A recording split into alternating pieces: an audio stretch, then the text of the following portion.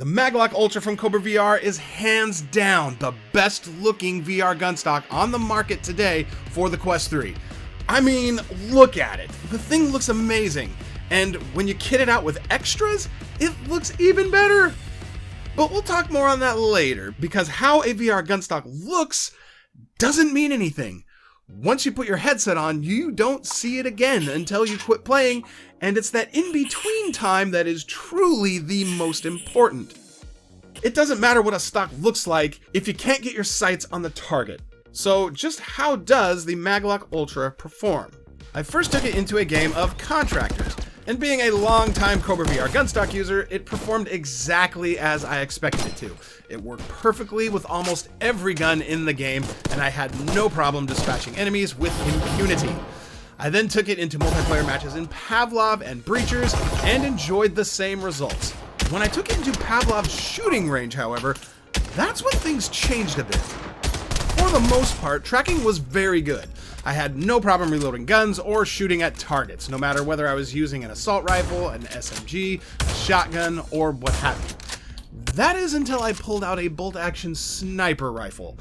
My first shot would be fine, but after cycling the bolt and preparing for the next shot, the headset would lose track of my right-hand controller and things would jank out.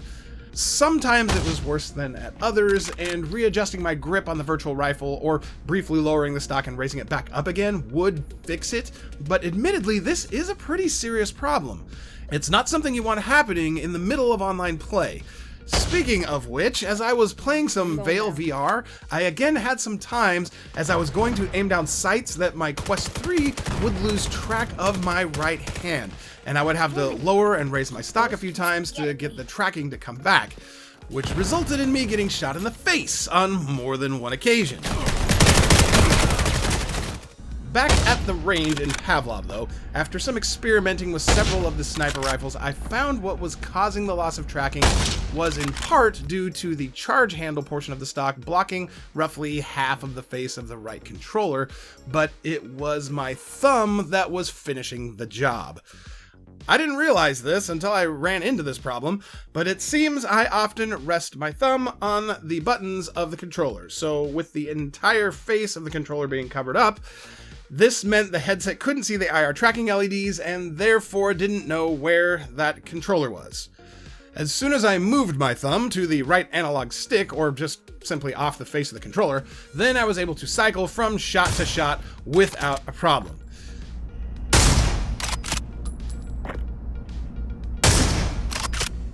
This is the same reason I was having tracking problems in Veil, and once I quit resting my thumb on the buttons, tracking was good. Also, when using the Quest 3 controllers with the MagLock Ultra, you do not want to add any attachments to your stock, like optical sights and whatnot, because while they do make your stock look absolutely sick, they can block the Quest 3's view of your front hand, and when your headset can't see your controller, you cannot aim.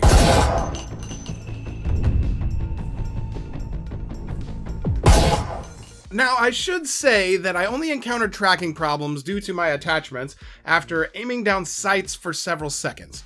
When running and gunning in multiplayer matches, I had no problems with the front hand tracking, even with all my extra attachments loaded up.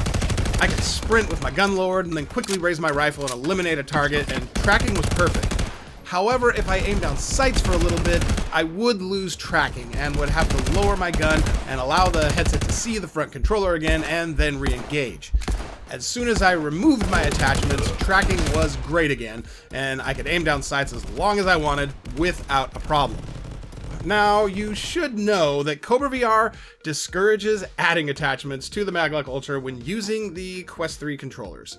And you should also know that the attachments you see here are not KobraVR products. In my former life, I was a drafter and spent 15 years drawing house plans for my father's construction company. And in that time, I got very familiar with AutoCAD. And when KobraVR sent me their MagLock Ultra to check out, I just couldn't help myself. And I designed some custom parts to make this already great looking stock into this absolutely sick beast you see now. Just so it's perfectly clear, these attachments are parts I designed and 3D printed myself. They are not sold by KobraVR.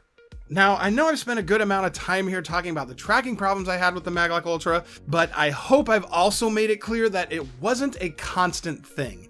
It only happened in certain scenarios while using the Quest 3 controllers.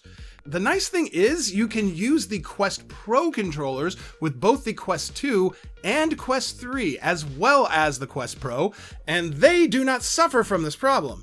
For those who don't know, the Quest Pro controllers are equipped with 3 tracking cameras and have their own onboard processor, which makes them very expensive, but also makes it where the headset does not need to see them to know where they are, because the controllers track themselves.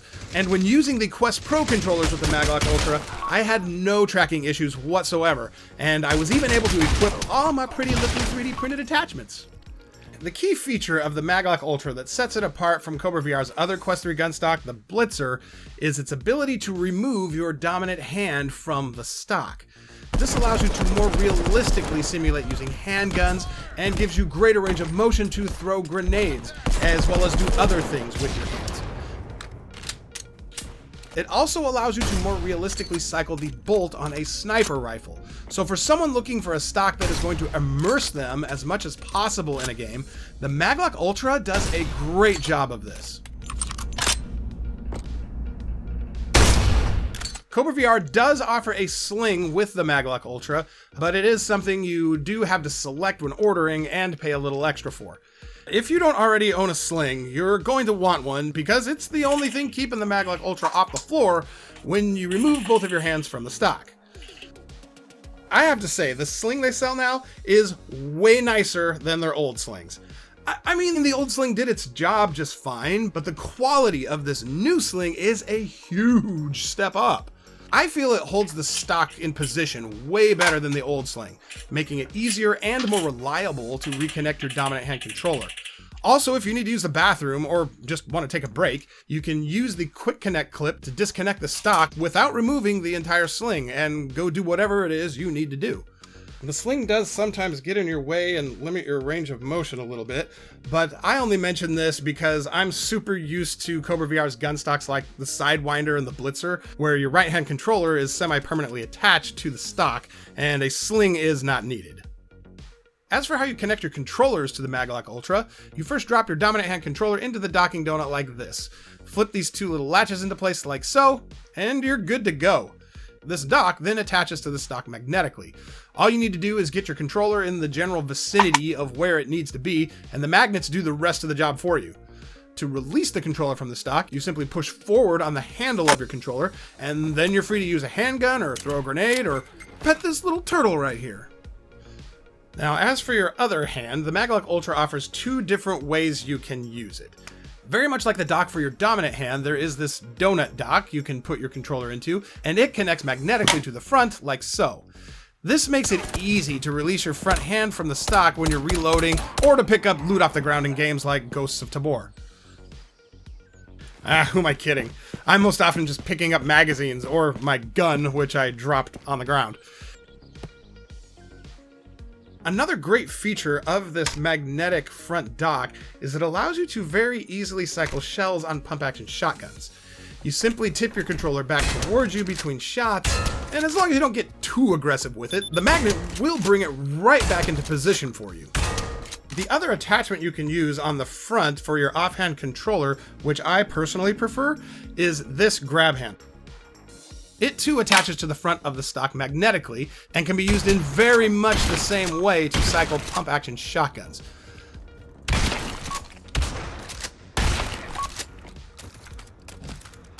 The thing I love about this grab handle is I feel it's faster and more immersive than the front controller dock is. When you reach up to grab the front of your gun in a game, you don't have to press the grab button on your controller. You just reach up and grab the handle. It presses the grab button for you, and you're locked and loaded, ready to go. It just feels natural and is so intuitive. I love it. It's also super fast when you go to reload or do anything else you need to do with your offhand.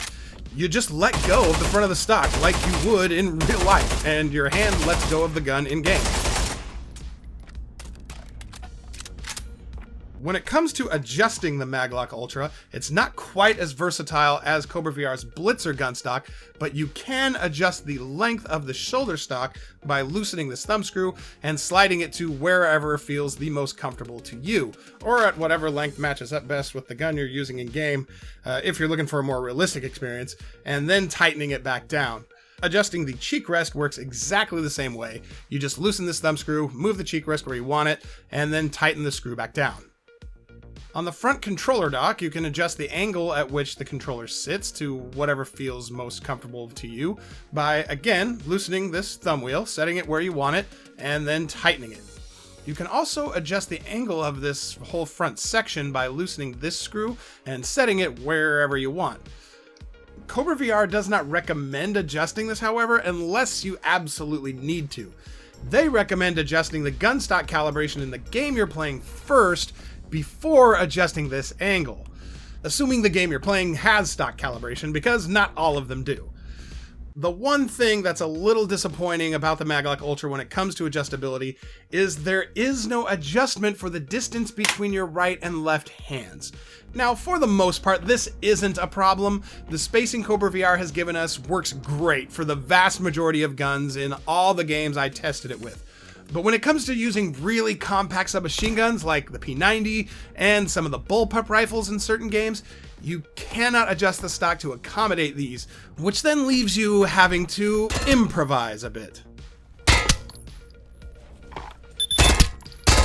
While doing my playtesting with the MagLock Ultra, I didn't have any issues with the magazine getting in the way when reloading and stuff like that, but if it ends up getting in the way for you, it is removable, so you can always pull it out if you need to.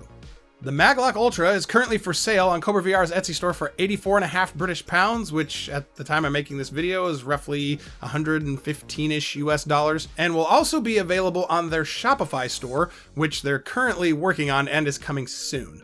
For now, I've provided the link to their Etsy store in the video description, but once they get their Shopify store up and running, I'll provide my affiliate link for that as well. When ordering the MagLock Ultra, you'll need to specify which controllers you're going to be using, either the Quest 3 or Quest Pro controllers, because the docks are different for each type of controller. You'll also want to specify whether you're right or left-handed, and whether or not you want a sling included. My final thoughts on the MagLock Ultra are, it's an incredibly good looking gunstock that performs well with the Quest 3 controllers for the most part. There is no ifs, ands, or buts about it. It is going to lose tracking at times with the Quest 3 controllers. But if you learn to keep your thumb out of the way and don't add a bunch of flair to the stock, you can greatly minimize the tracking occlusion, and things will work nearly flawlessly. For me personally, I would recommend using the Quest Pro controllers. For one, this allows you to use the MagLock Ultra with either the Quest 2, the Quest 3, or the Quest Pro, and eliminates the tracking problems I ran into with the Quest 3 controllers. Finally, you can dress up your MagLock Ultra as much as you want to with optics and other cool accessories. And you don't have to worry about your thumb placement on the face of your dominant hand controller.